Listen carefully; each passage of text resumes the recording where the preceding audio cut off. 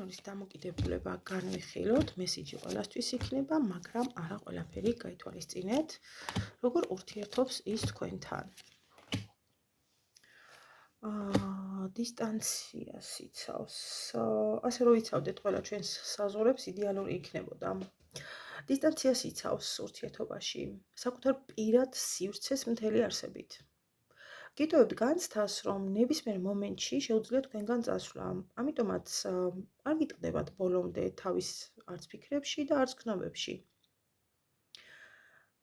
მისი ბუნება თავისუფლებას ელტვის, საკუთარ ცხოვრებას მე თავად გამკარგავ. როგორც კი მის ნებას, არჩევანს, თავისუფლებას შეუზღუდავთ, გაიქცევა უკან მოუხედავად. თუნდაც საუკეთესო იყოთ და ეს მან იცოდეს.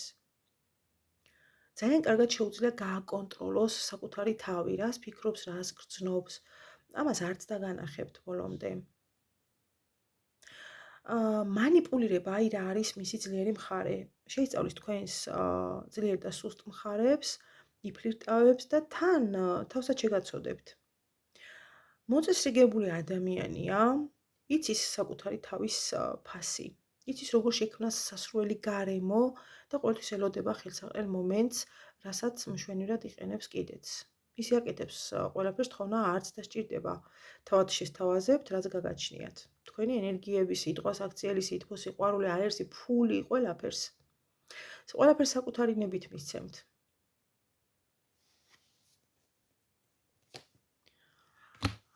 თავად რას ფიქრობს, რომ თავად რას ფიქრობს, არაა ბევრი რესურსი ჩემგან საჭირო, საჩუქარი და ასე შემდეგ, არ ვარ ვალდებული.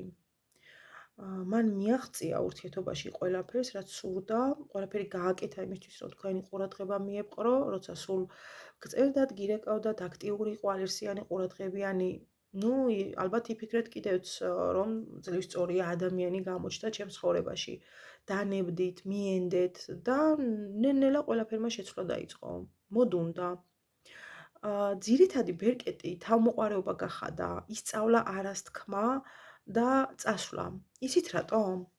დღეს თუ მცირეზე იტყვის უარს, ხვალ მეც მიიღებს. აღიარეთ, რომ ძალიან ჭკვიანი ადამიანია.